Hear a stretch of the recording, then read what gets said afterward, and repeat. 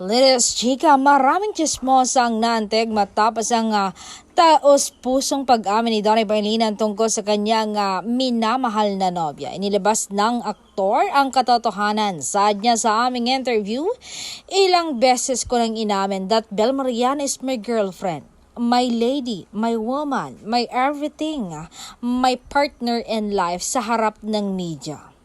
Pero hindi iyon ang nilalagay nila sa headlines, kundi pagsisimulan ng isyo ng haka-haka, ng chismes na wala namang katotohanan. So kung yun yung gusto nila, kung gusto nilang sumikat, then so be it.